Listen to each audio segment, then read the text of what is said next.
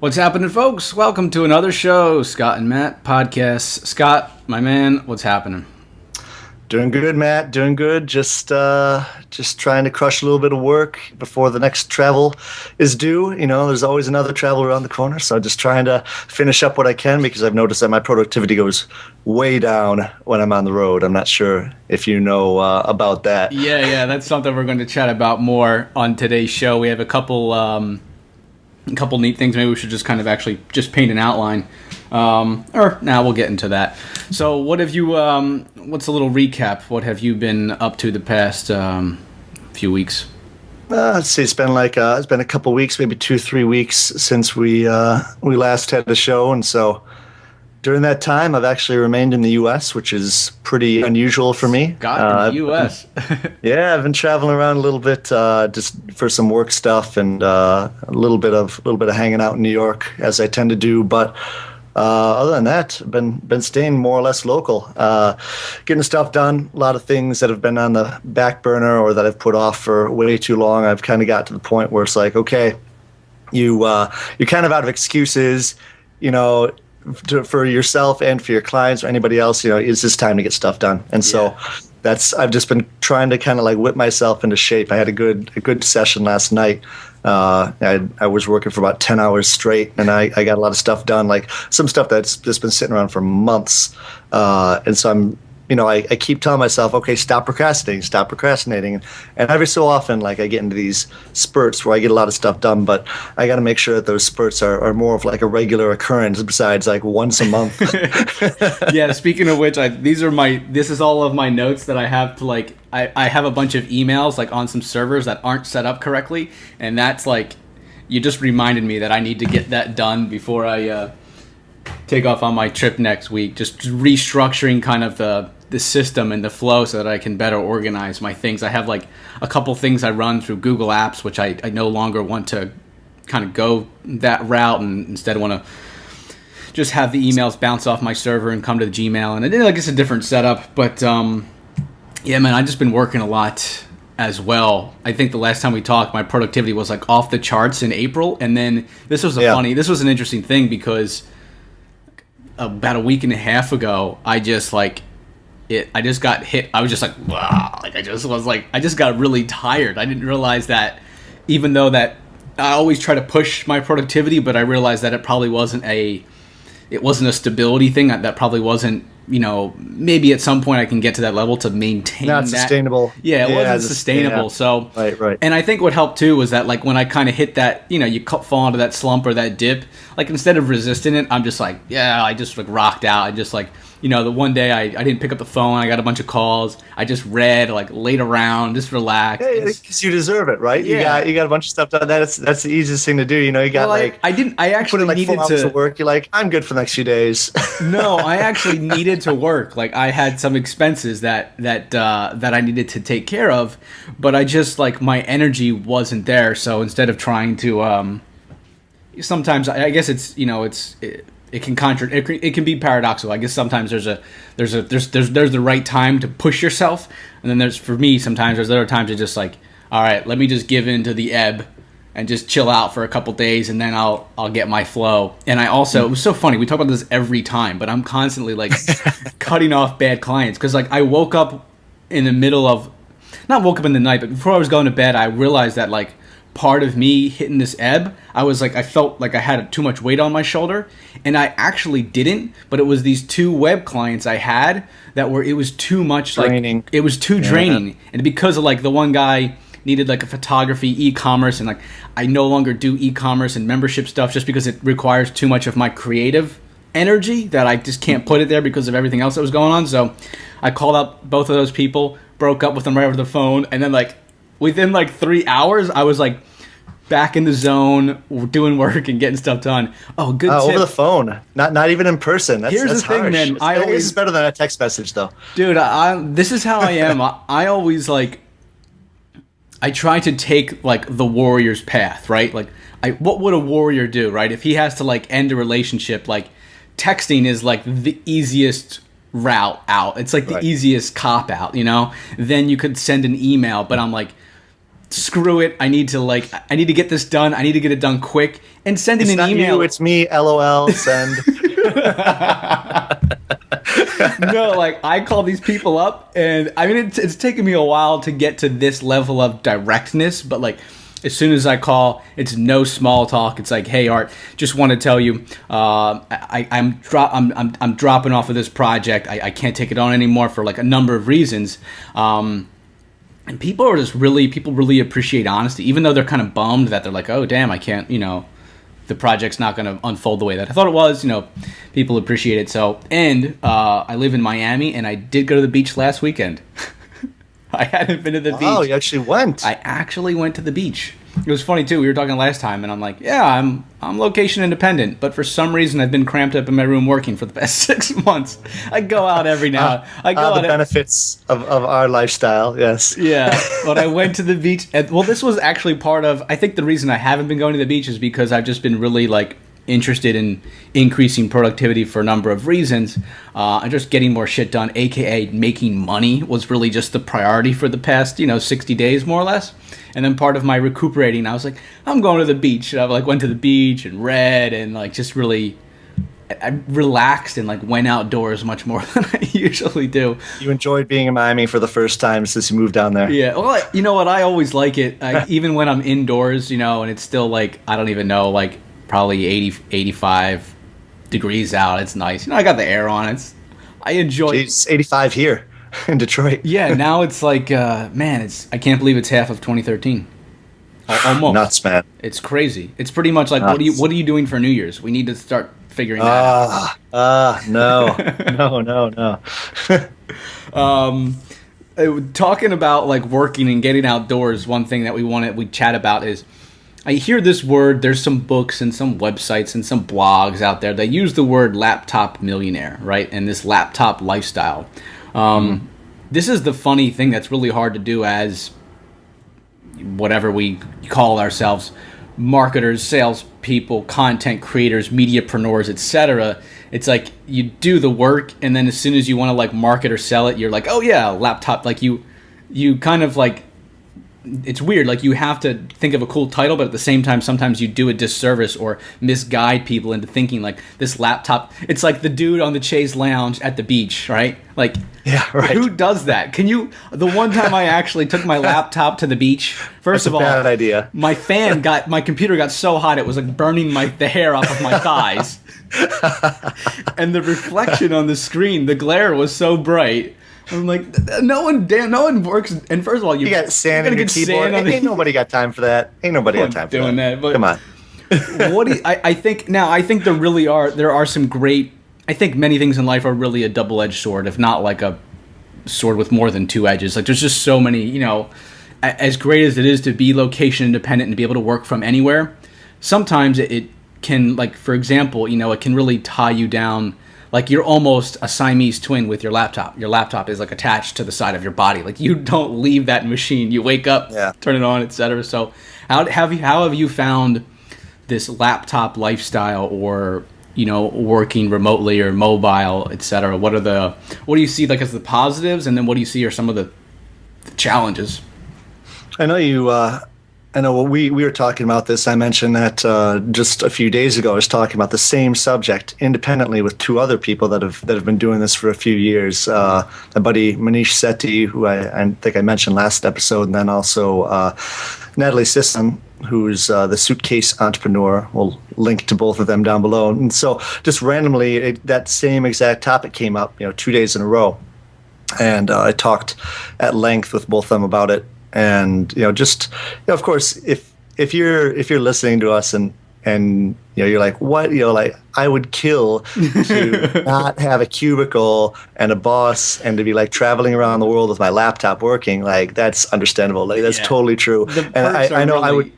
Yeah, I would not give this up for anything, but it's just kind of like these little things that you figure out once you're actually doing it, that it's not, I'm not going to say it's not all it's cracked up to be, but you have some different challenges come your way when you're doing that. Or certain aspects are like over romanticized a little bit. Although they are great, they do like everything comes with, upsides, downsides. Yeah, right. And so, it's like when I was in Africa last year for many months, and I had my laptop out and I'd be doing work like in the middle of the Sudanese desert, sending emails and stuff like that. And I have like clients trying to get a hold of me, and it's like you're never disconnected, or you really don't want to be disconnected. And I know some people in the corporate world are like that too, where they have to always be available 24/7. Like they've got like their work phone that's always on. They might get a call at 3 a.m. Our server's down. You got to take care of it. And so it's kind of similar to that. But I think right now it's the necessary evil. I know a few people that can get by with just using like a phone or a netbook or something, or a tablet like an iPad. I wish I could do that. Like the reason I don't have an iPad is because it wouldn't really be super useful to me. I've got a suite of tools I use, the Adobe Creative Suite and things like that I just wouldn't be able to use. And so I need to take my laptop. Yeah, you're trying to do it with the touch interface, and like that's just impossible. So I've got to take up my laptop, and I've got a small like 12-inch IBM, Lenovo laptop I take with me everywhere. So it's like 3 pounds. It's not too bad. It's pretty rugged, pretty mobile, and it's done me well for a few years. I've brought it to Africa twice. I've brought it. It's probably been with me to about 40 countries so far, and still doing good. But I think it's a necessary evil. I think it's I don't mind it so much, but it is something that you just really cannot do without. When you do what we do. Right, and I think I think what we go after too is it's not just are we looking to do things digitally or remotely, but we're also we're approaching it from a minimalistic digital business and one that's also scalable and automated, and like really how can we use this to create an infrastructure or a system and something that at some point, like you said, it's like the necessary evil right now, but it's not inevitable. Like I'm not going to be on my computer doing consulting for the next decade, but we do certain things to make ends meet, while at the same time I think building systems is something that a lot of people in this location independent, they're just thinking about as an entrepreneur. You need to be thinking about systems and leverage and automation so that at some point you can give birth to an organism that has a little bit of a life of its own. Yeah, you got to still feed it and take care of it and things like that. But I think it's a big step. It's a big step. You will not grow. You go from my buddy Dan at Lifestyle Business Podcast. He just had a post about SOPs, standard operating procedures, about hiring and managing your first employee or your employees, and really, I mean that so creating up processes that you can just be kind of given out to as many people as you need to, and then having them refer to that instead of coming to you with questions. And also hiring your first employee, like that's a huge thing. I mean, for the bulk of my my location independence-ness, if that's what you want to call it, like I've just been a one-man show. And then a few years ago I started hiring people off of like Odesk and Elance for one project or another, and I had it's about 50-50 bad experiences, good experiences, and really hiring that first full-time employee, whether they're virtual and you can give them a list of things to do, or whether they're local. That's what really separates you. I mean, you can do as much as you want, by yourself, but you can't scale yourself. And so you get to a point where you just, like I've been a few times, you overcommit. You've just got too much stuff to do, and then you get into this mode where you're like, well, I've got so much stuff to do, I'm just not going to do any of it. It's like that cartoon where it's like the phone calls ringing, emails are coming in. I'm going to take a nap. Like yeah, right. You get all the stuff come at you, and so I know a few people. Some people just go and do it, and I have crazy respect for them. But I know I just sometimes shut down and just like, tomorrow. Just procrastinate on that. It's not a great thing to do. Whereas if you had employees, you could, with let's say a phone, just imagine your whole business, because you have these standard operating procedures that your employees can refer back to. They've got step by step what you do in every situation, and they can handle most of the stuff. And sometimes they'll have questions for you, email, or they'll just text you a question. You can do it all through your phone. You don't need to be the one that's developing stuff and whatnot. You've already set all that stuff up, and now it's time for it to just run by itself and earn you money while you're sleeping. Definitely.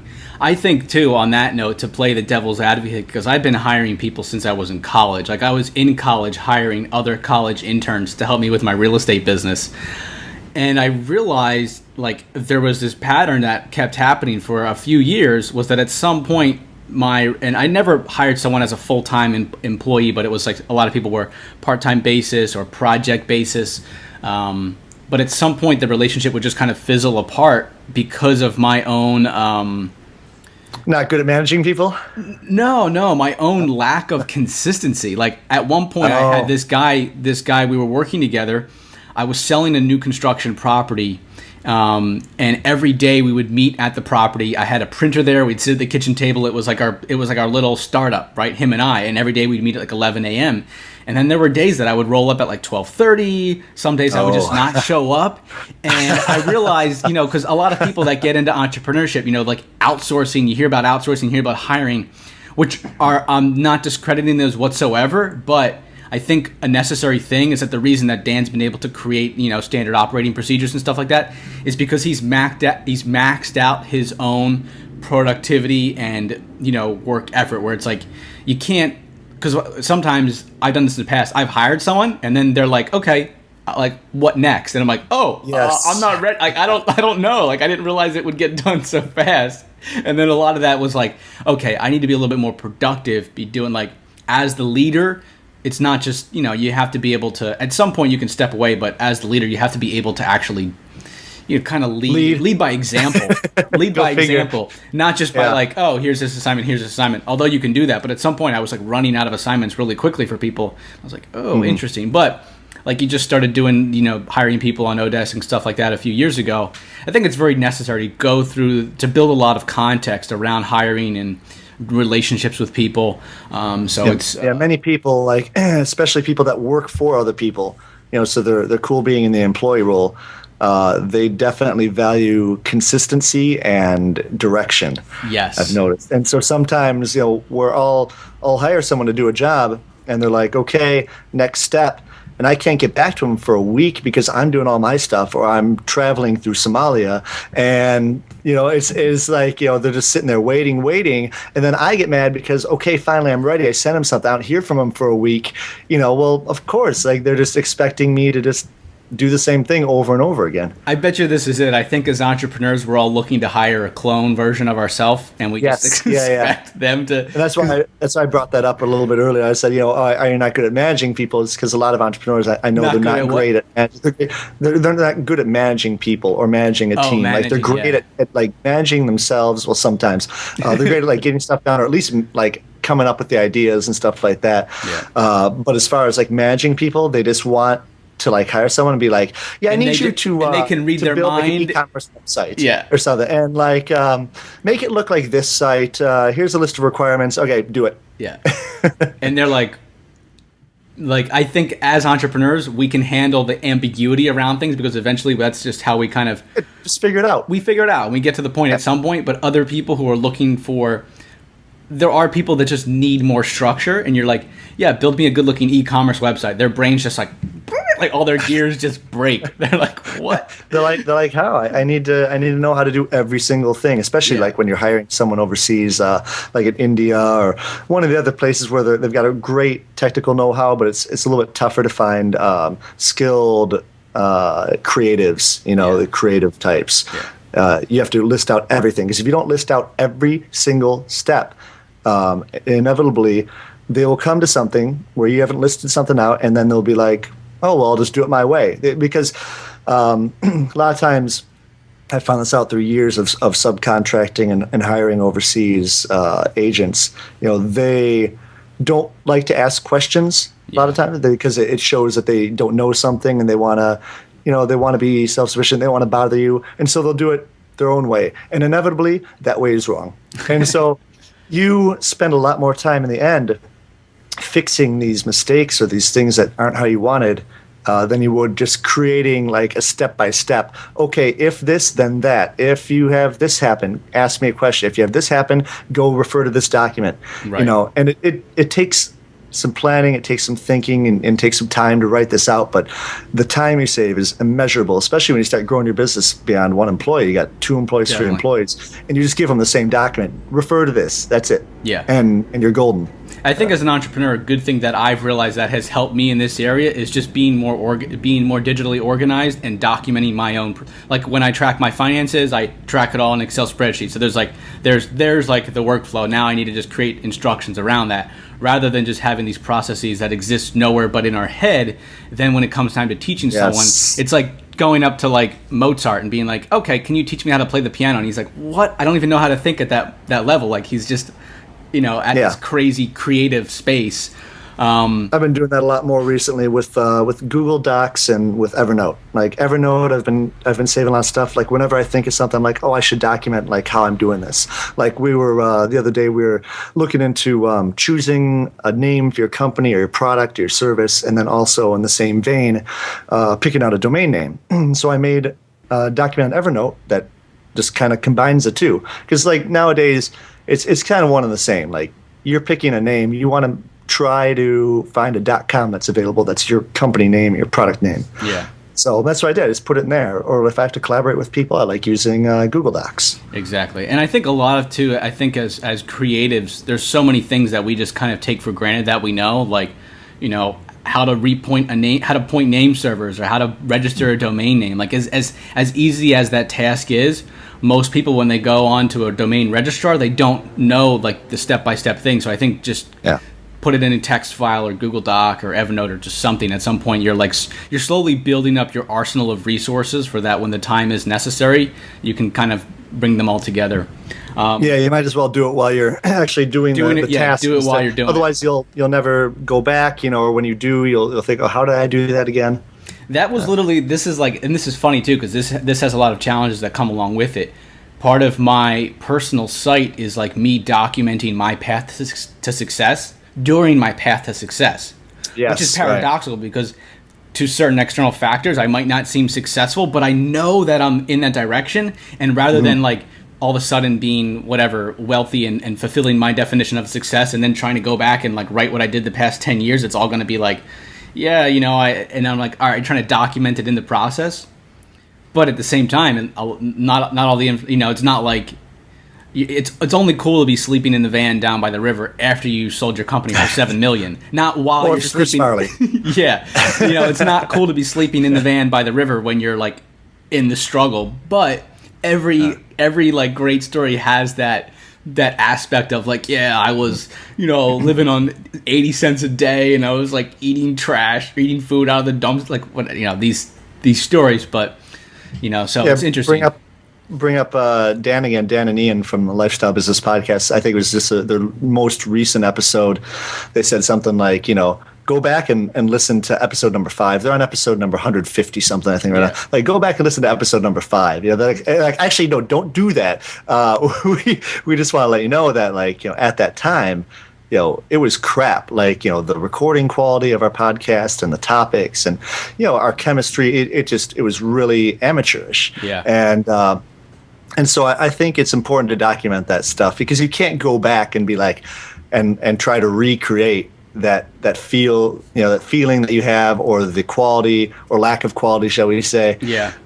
So I think it's important to document while you do it, and then people can, go there later on when we're on episode 150, and then I refer back to this very podcast. And they'll see like, oh man, this is so ghetto. It's so but I think it's the trick to, a lot of. We could put this in so many different ways, but I just actually shot a video on this like a few days ago that I haven't posted yet on one of my channels, and it was about quantity. I don't know what's going on. Someone just turned on a weed whacker outside or something. It was quantity versus quality. And in the beginning, that quantity trumps quality. Because I think in that, like, there's no better way to get real world feedback and go and move, put it out, be aware of the learning curve, just move through it as quick as possible. Because like one of my YouTube channels now, I have like approaching 90 videos. Like I'm soon going to have 100 videos. And I just crossed, like, sometime over this year, I just had 100 subscribers. Like, it took me a year and a half to get 100 subscribers, but I know that I'm going to have 500 in the next, like, it's this exponential curve. And I was listening to Michael Hyatt, who has one of the top top podcasts on like lifestyle and leadership and stuff like that. And he said he blogged for 4 years before he had 100 monthly readers. Then in year 5, he hit 1,000. Then like in the next 6 months, he had 2,500. And then like in the next 24 months, he then had like 350,000. But was talking about sort of in that beginning. So tying it back to this quantity versus quality, I tell people like as creatives, right? Get 50 songs out there, make 50 videos, write 50 blog posts, produce 50 podcasts. Just get as much as you can out there so that you can build a lot of context with it, and then tweak and refine like with your audio quality, your video quality, your presentation, chemistry with your guests, like all of these things. Yeah, you can read books and listen to other people talk about them, but eventually it's going to just come in one ear and go out the other. You have no context for it. So I think in the beginning, it's like the podcast. It's like exactly. It's like our podcast right now. It's I'm one to get caught up in the details and very detail oriented. Perfectionist. And so with this, I know we made a conscious decision to just let's record an episode. Okay, let's do another one. Let's do another one. And if you're listening to this later on, things might be different. But right now, we do not have a domain name for this podcast. We do not have a final name for this podcast. We've just been calling it Scott and Matt Podcast. We're just let's just call it that. Right. We do not have any graphic for it. We do not have this on iTunes. We've been doing this for almost a half year already. We're just let's just get some episodes down. Exactly. And then once we know, it's working out, we've changed a few things because we don't want to go at it, from level, for episode number 1, we've got to have all this stuff ready. Okay, number 1, we're never going to ship it because we'll get caught up in the details. Number 2, we don't have any experience doing that. And so as we're doing this, we're coming up with a lot of realizations. We're changing stuff up on the fly. And so we're not locked into anything. We're not locked into a name or a domain name or anything like that. And so we're able to just quickly pivot, change things, and not really have care so much about it because we don't have a lot of chips in the game right now. Exactly. We're just kind of just doing this, and we could just pivot on the fly and change stuff up, and it doesn't matter. Whereas, you've got it on iTunes, you've got your followers, you got all your podcasts up there. Yeah, try changing your podcast name. Then it's a little more difficult, and so. and we've been, and you and I, after every show, whether it's via email or we talk on Skype, we're fleshing out and we're thinking about what are we more about? Are we we talk about business, we talk about travel, we talk about adventure, we talk about lifestyle, and Scott and I are the only reason that we can think about this at such a high level is because not only are we thinking about it strategically or whatever, in the mental realm, but we're also I realized that last show that, we tend to lean in this direction or, we have these sort of tendencies. But, we think about I think we do, we're not going to say it until we have it nailed down, but we're doing a lot of work behind the scenes, but we're doing that work strategically because we've just been pumping out just hitting some sort of consistent publishing schedule. And I think it's nice too. I always see this is why I document my finances too. We can talk about this. I just recently bought a domain name and spent quite a big chunk of change, but I knew it was a necessary thing. And even on that month, I took a snapshot. I have these videos on my computer, and it's in a folder called My Current Situation. And it's just me making a video on my computer, documenting the current situation so that in 5 years, when someone's oh, how did you know to do blah, blah, blah? You're well, I didn't. I took a huge leap. And then to prove that, it's here's documentation. Just when we hit episode 100 and they're wow, your logo is so good and you guys have such a cool name. And how did you do it? We're going to be oh, just go back and watch shows 1 through 7 or something. And it's just sort of... It's not just about, turning on the webcams and recording a Skype call between us. Yeah, there's definitely a lot of stuff that goes on between us. But at the same time, it is also about just turning it on and recording it and doing it and then putting it out there. Right. Yeah, when I was a couple years ago, I had a big interest in doing triathlons, and I was okay with running and cycling, but I could swim, but I couldn't put my head in the water and breathe properly. That's so important. That was really there are so few other sports where it's imagine yourself playing volleyball, but you can only breathe in at you're trying to play volleyball and then you're it's with the when you have a restricted breathing, not apparatus, but when you it's so interesting that there's so few sports where you're your breath, which is your life force, is you can only breathe in at certain time intervals and exhale at certain time intervals, and then So anyway, I had a friend who was a swimmer and a lifeguard and a diver, and he was like helping me swim. And I remember in the very beginning, like I got in the pool and I swam like a lap or two, and he was coaching me. He was telling me to do like, he was arm stroke and how you put your hand in the water, and you look, Matt, when your legs are not like. He was telling me so much that and he kept doing it after every lap. And at some point I recognized, like, you know what? Let me just swim 20 laps, right? And then tell me. I don't have enough context. I can't latch onto, like, right. I know you're talking about my legs, but I'm so unaware of them that I can't even feel them. So I'm not going to. You're just trying not to drown. Exactly. So let me just swim 20 laps, build context, and then now I can think about how my arm enters the water, or that when I breathe to the right, that I should open my hips a little bit and stuff like that. But it was that same philosophy that was like, let me just swim 20 laps. Let me just get 20 blog posts out there. And in doing website work, I tell a lot of people, I have this new client I just took on yesterday. The people that take the projects the furthest, a lot of people want to build a website before they're ready to build a website. They want to build the website, but I'm like, oh, do you have any content or images ready? And they're like, no, but I know what pages I want. And I'm like, yeah, your project's really not going to take it that far. And I have other people that have all their blog posts written in Word documents, that have their pages laid out, they know what their text is, wow. And they just send it all over. And we get the project done in a week. And I know not everyone's going to have that level of awareness. So sometimes when I meet with a new client, I tell them, look, what's really going to help, I'm going to give you some homework. You need to write 10 blog posts over the next month. And they're like, oh my God, I didn't think about actually doing the work part of it. I just want to build the website. I'm like, you can't build it unless you start to do it. So it's like, swim those 20 laps, get those 20 blog posts out, just start cranking out the quantity. And then I see this in a lot of other successful people, is that at some point, quality naturally enters the equation. Because first off, you're interested in it, but you're just putting it aside because you know it's not important.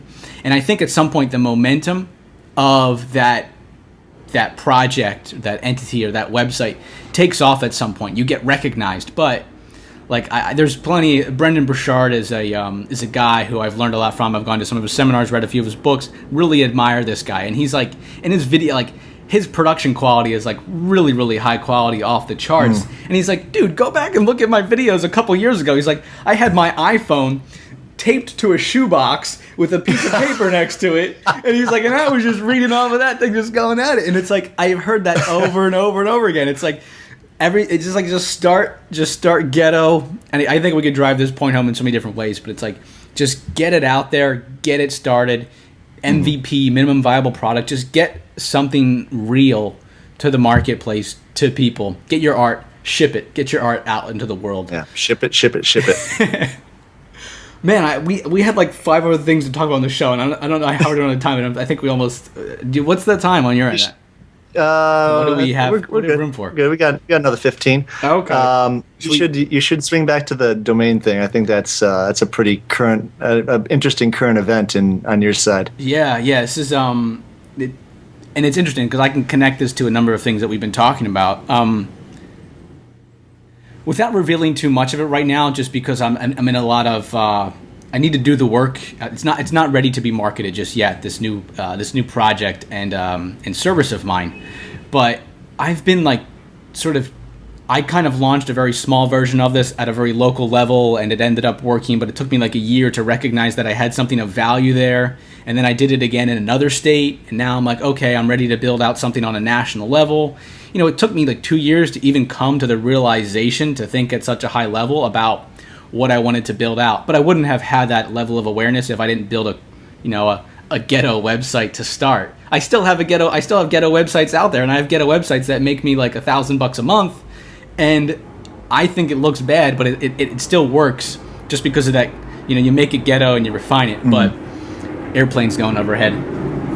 Can you hear that? You got to be able to hear that. Yeah. I live like 12 minutes east of the Miami airport, which is good because every time a plane travels, I just flies over. I think about traveling.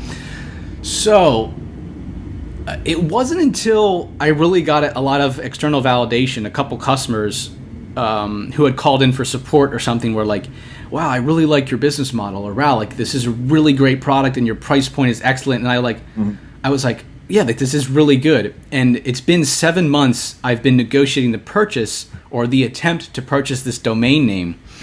And I first contacted these people in probably October 2012. It's now May, like 6 or 7 months later. And at first I wrote them like, I'll give you like $300 for this domain name. And they came back and they're like, we're not really interested. It's a really good name. I'll get into the details in a bit, but they're like, we hadn't thought of selling it because we were going to use it. It fits our brand and what we're looking to do in the marketplace. But since you asked, they're like, we'll take $10,000 for it. At the time, I was like, $10,000, that's ridiculous. So okay. I ended up like offering them like $900 or something was my counter offer, and they just like nothing. And then like nothing happened. A couple months went by. Then I offered them like $2,500 and like no reply. And then I think I offered like $4,200 or something a couple months later, nothing. And then probably 3 or 4 months gone by where I had more experience, I was getting more feedback, and I was like, I recognized that domain, I was like, that is my damn brand. Like, that is my name. That is my name. I need that name no matter what it takes. So I reached back out to these people some months later, and I said, hey, like, blah, blah, basically, hey, do you want to sell it? I'll give you the 10 grand. And guess what they say? We're no longer interested in selling it. I was like, oh, what? Oh my God. Like, do you know how long it took me to get ready to spend $10,000 on this? And then sounds like a good negotiator on the other end. yeah. So what ended up happening after that? Yeah, then it was like, without saying it directly, it was like, then I waited a couple weeks and was like, please? Like, would you reconsider? Like, it's said in a couple different ways. And eventually they're like, we really want to use it because it's correlated to our educational stuff and this and that. Then I offered him $12,500. And they're like, and he's like, my partners just aren't interested in selling it. So what I did was pretty much, this came back from something I learned many years ago, which is like when you know your outcome and you're very driven to make something happen, you just keep changing your approach until you get there. Just keep changing your approach. So I had conversations with friends about this, and I was like, this is my name. Like, even though I didn't own it, I was like, I need this. And it wasn't just like a need. It was like, I'd been studying the marketplace for a long time. I'd been in the marketplace for 2 years. I knew what was taking place on the digital landscape and on the brick and mortar landscape of it. And I was like, This is my shit. This is my thing. I need this. And then at some point, I bought up the .org, the .net, the .info, the .co, the .biz, the .us, the .everything other than the .com. And then I came back and was like, I even had phone conversations with this guy. I was like, all right, I'll give you $12,500 and I'll give you this domain, and this domain. They're like, no, we're not interested. I think then I came, and the funny part is I didn't own those domains. I was like, researching stuff off the fly and was like, oh my God, this, like, I would buy domains and then like 2 days later be like, oh, I'll give you this domain and this domain. Like, they were domains I just bought a few days ago. And they still said no. So what did I do? I just kept changing my approach because like sometimes it would fall apart and I would be like, all right, this is going to happen. And then like, I'd wake up in the middle of the night, like 2 weeks later and be like, I need this. Like, this is it. This is the thing. This is my shit. And then I would buy other domains. So this is what I ended up came to. I offered them like $14,000. I was going to give them 3 domains. And I was like, look, we've already started to use the name. And in doing so, we bought the .org, the .net, the .whatever. And I implied, like, I don't want to race you to the trademark.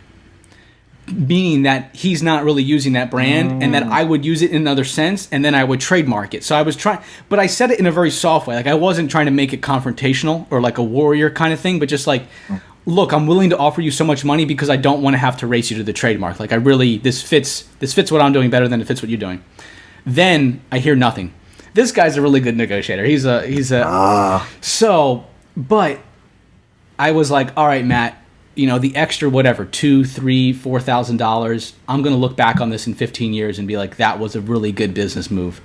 So I ended up like not hearing anything back from them. So I offered them 5 domains. I'm not going to mention them right now. I'll mention them at a later date, but I offered them 5 domains and I said $16,125 final offer. And he wrote back like I hadn't heard anything from this guy for like a few weeks. He was stalling me out. I write him this email at like 9 o'clock at night. He writes back an hour later. He's like, man, you're making this hard on me. And he's like, so he goes back to his business partners. I get an email the next day, and it's like, Matt, you must really want this.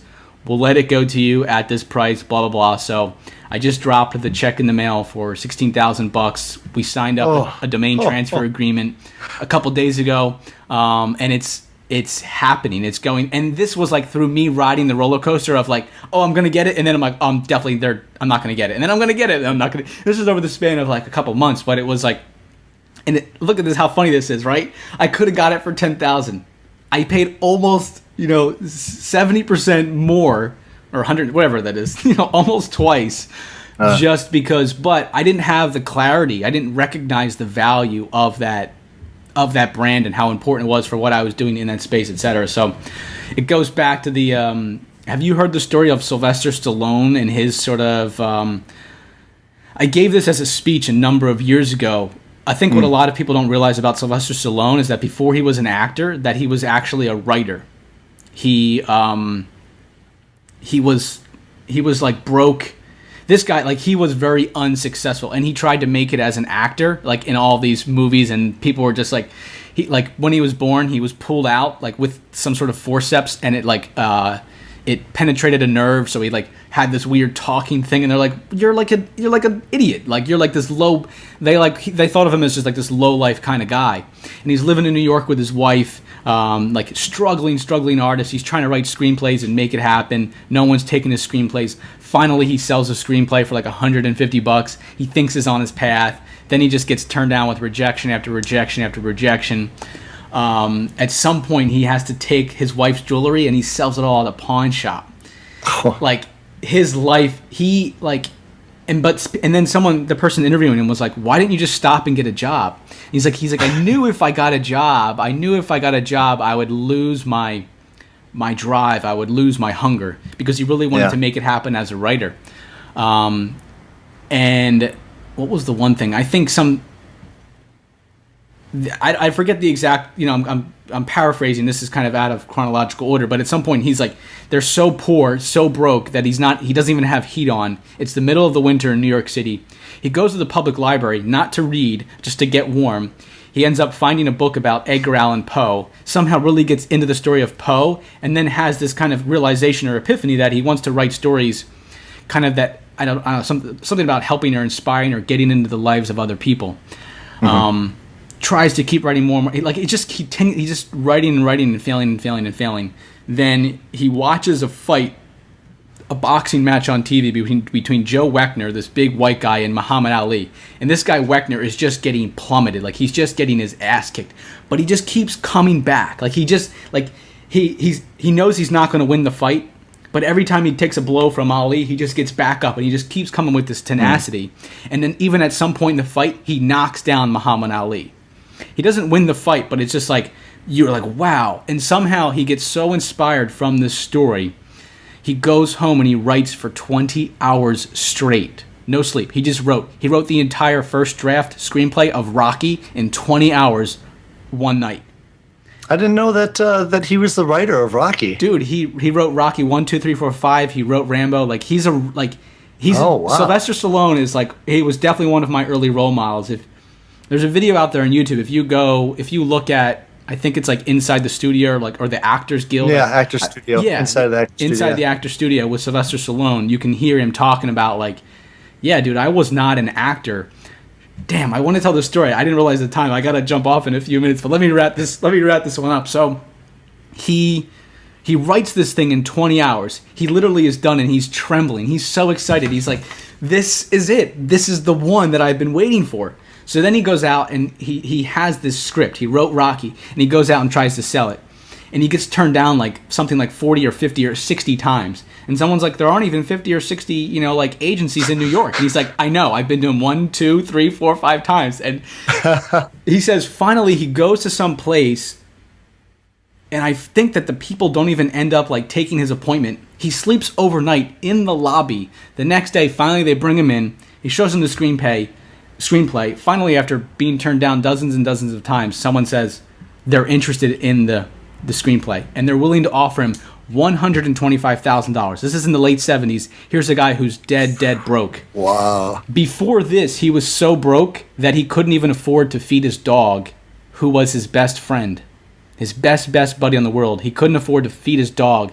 And he said the lowest day in his life, he went to a liquor store and he tried to sell his dog for $100. And finally, some guy came up, negotiated with him, and bought his best friend on earth for $50.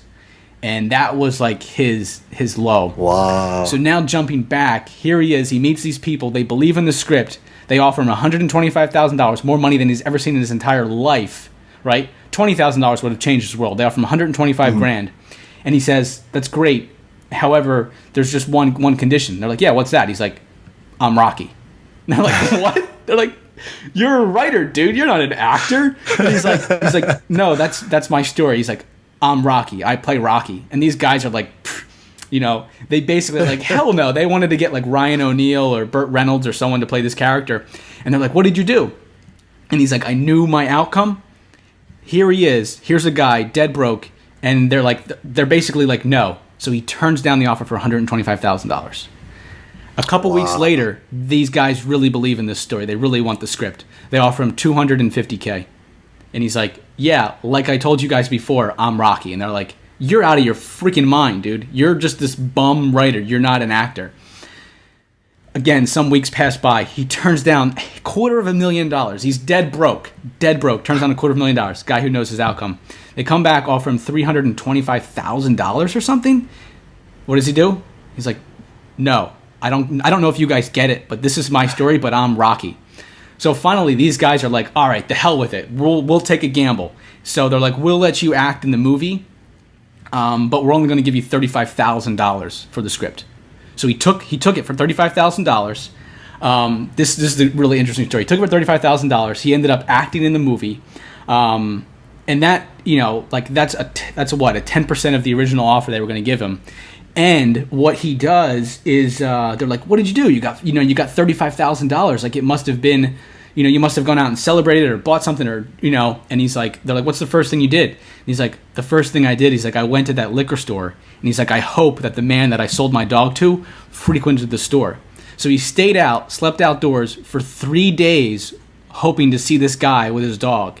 At some point, the guy rolls up with his dog Buttkiss. And he's like, hey, you remember me? Like, I sold you my dog a couple of months ago. Like, I know you probably like him and blah, blah, blah. He's like, I know you bought him for $50. He's like, I'll give you $500. I'd love to buy the dog back. And the guy's like, oh, I appreciate it. He's like, but, not interested. Like, I've built a bond up with the dog. And he's like, okay. He's like, I'll give you $1,000 for my dog back. And the guy's like, I appreciate it, but I'm not interested. And they're like, what did you do? And again, he's like, I knew my outcome. I just changed my approach and kept changing my approach. And they're like, what'd you do? So he's like, look, I'll give you $5,000 for the dog back. And the guy's like, I love this dog, man. Like, he is my buddy. Like, no amount of money in the world is going to get me to sell this dog. And they're like, what did you do? He's like, I just kept changing my approach, and I kept changing my approach, and I kept changing my approach until I got my dog back. And they're like, what did it end up costing you? It ended up costing him $15,000. He bought his dog back, and he gave the guy a part in the movie Rocky. Here's the guy. He's dead broke, makes $35,000, then has to buy his dog back for $15,000 and gives the dude a part in the movie Rocky. So in the movie, when you see Rocky running with his dog, that's his dog Buttkiss in the actual movie. Like, when I heard this story at the time, I was like, oh my God! Like, that is a pretty cool story. Yeah, I bet not many people have heard that. No, I it's really had no idea. It's a story that most people don't know about Sylvester Stallone. They just think he's this jacked up macho dude who went to the gym and became this actor. But he knew his whole life that he wanted to write movies and inspire other people because something to do with the Edgar Allan Poe thing and that. Like, he just was like, I want to make inspiring stories. And it was like, and this is a journey that was over the course of probably 2 or 3 years of just complete struggle, dead broke, gets offered $250,000 and is like, no, because I'm acting in that. He knew he would be selling himself short. I just think that's one of the most, I think a lot of successful people, it's really, most people out there just aren't chopped up to be these entrepreneurs and these creators because they just don't have what it's willing to take. And I think this story really... Or they don't believe in themselves. Exactly. I think this story just embodies the so many things, really knowing what you want and going after it. And then I love the just knowing your outcome and you just changing your approach, and just, even though I wasn't super aware of this when I was doing it, like there were nights that I woke up that I was like, this is my name. I'm going to do whatever it takes. And spending that extra $6,000 in terms of like a business investment, I was like, I'm going to look back on this in 10 years from now and be like, man, that was chump change. Like I would have been so mad at my future self would have been mad at me had I not done that. So, dude, I want to chat about these things, but I have a consulting session that started 2 minutes ago. So, all right, quick, what do you got coming up? Yeah, we'll do it. We'll squeeze it in real quick. So, give me a quick synopsis. Oh, my paper just went into my cooling fan. So you have an upcoming trip. You're going. We'll chat about that in a sec. I have a friend flying into town on Saturday and going on a cruise to Key West in Mexico for a week, which is great. Then after that, I'm flying up to Pennsylvania, doing a 10K trail run with a bunch of friends, teaching a buddy how to do a backflip, visiting my grandma, helping my parents sell some stuff, coming back down to Miami, and then I'm driving to Portland, Oregon to the World Domination Summit in July, going to see you and a bunch of other people, go to an event, and then I'll be on the West Coast for like 30 or 60 days just road tripping around, and I think I have a friend from England coming out to meet me, so all of a sudden lots of stuff going on. So what's happening with you? I'll be out on the West Coast too. WDS, the World Domination Summit. Doing that in Portland, Oregon, beginning of July. Stay over on the West Coast, do a little bit of road tripping, maybe hit up San Francisco, LA, see some family along the way, see some friends, and then, in 3 days I leave to Iceland. I'm going to do a circumnavigation of Iceland, really? Check it out. Never been there before. I'll be there for like 3 weeks. You going by yourself, or are you traveling with some friends? Going with my dad. He's always wanted to go, so awesome. Going with him for a couple weeks. I'm going by myself. I'll stay there another week after that, and check out the rest of the island I haven't seen yet. So, yeah, just trying to, like I mentioned, I'm trying to get all this stuff done before I leave, and that way I'll have a little bit of more of a stress-free time while I'm there. Wow. Man, if you just get me storytelling, I can go forever. I didn't realize how much time I took up. That's a good story. It really is a good story. It was actually one of my most influential classes when I was in college, aka university for non-Americans. I didn't really learn that much in college. I just learned a lot from reading books, but I did have like 4 or 5 classes that were really effective. One of those was public speaking, and in that class, one of the speeches I gave was this story in itself, because it was so moving for me that I told this story. Right. And relating earlier to kind of like always taking the warrior path, like I knew I wanted to push myself, so I like went to the teacher after class and was like trying to get some help on really how to make this speech better. And he's like, I got one for you. He's like, this is how you should open up the speech. Turns around like this. It's just me and him in his room, and he just goes like this.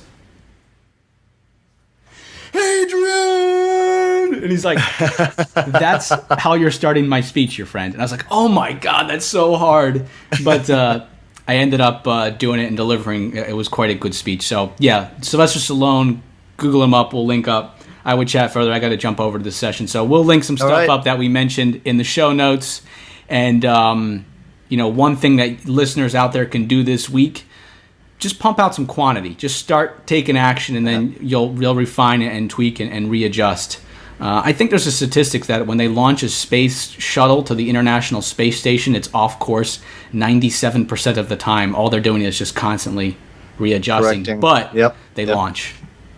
Exactly. Good analogy. Yeah, good stuff. Way to end it off. All right, man.